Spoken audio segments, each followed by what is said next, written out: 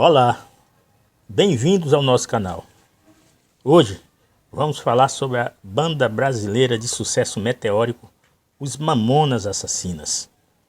Você já ouviu falar neles, né? Pois bem, era dia 2 de março do ano de 1996, domingo pela manhã. Um acidente aéreo na Serra da Cantareira, em São Paulo, pôs fim à vida dos 5 componentes da banda Mamonas Assassinas. Eles estavam voltando para casa depois de um show em um jatinho fretado. Todos a bordo morreram.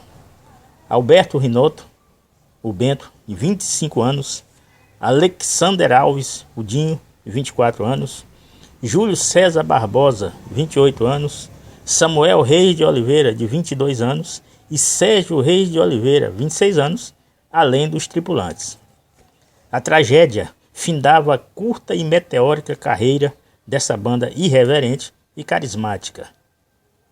E assim, o Brasil se despediu do grupo musical que em um curto espaço de tempo conquistou toda a nação.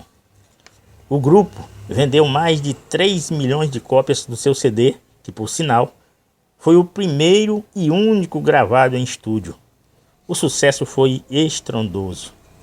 Segundo especialistas e o laudo pericial, alguns fatores foram preponderantes para a concepção do acidente. A inexperiência do piloto, Carlos Alberto Takeda, que tinha horas de voo insuficientes para pilotar aquele tipo de aeronave, foi considerada a principal delas. Além disso, os peritos do caso concluíram que o cansaço pode ter impelido o piloto a executar a manobra de forma incorreta, o que acabou causando o acidente. Mas você conhece a história dos Mamonas Assassinas?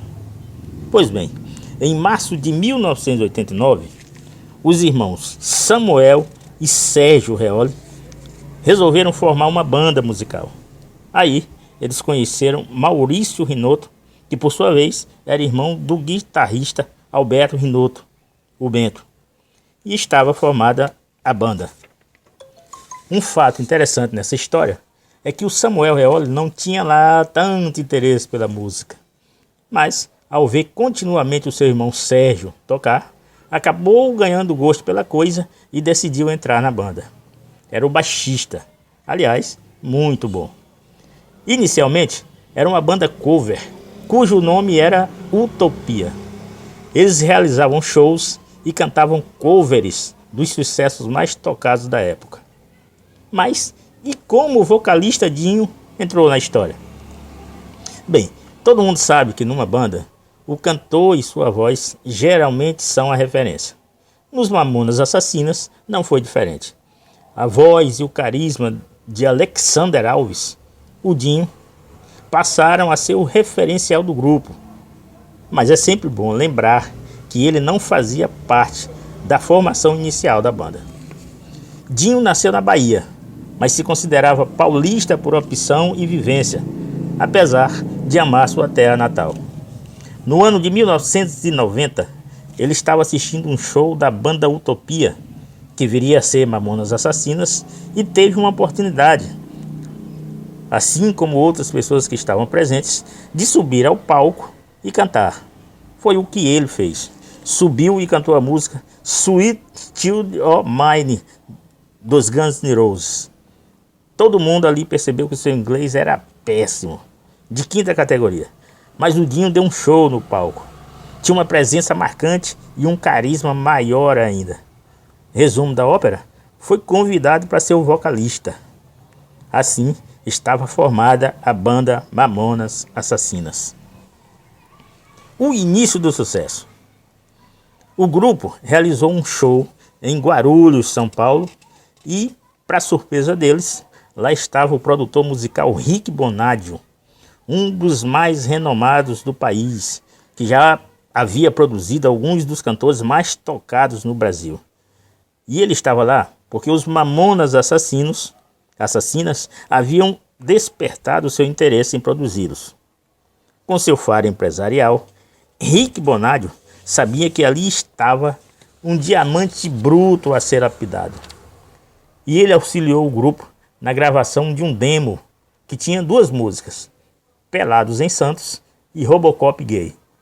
Essas 2 músicas, acrescidas de Jumento Celestino, foram aceitas pela gravadora EMAI e o disco foi gravado por lá. A Ascensão. O grupo gravou esse disco e começou uma turnê pelo Brasil. Aí começaram as apresentações em programas de televisão, líderes de audiência, entrevistas, capas de revistas e shows em todo o território nacional. Os meninos de Guarulhos conquistaram o Brasil. Até hoje, muita gente se pergunta por que os Mamonas Assassinas fizeram aquele estrondoso sucesso. Nesses casos, os especialistas sempre arranjam um monte de teorias para explicar os fatos. Mas uma coisa é certa, eles criaram um jeito peculiar de fazer músicas.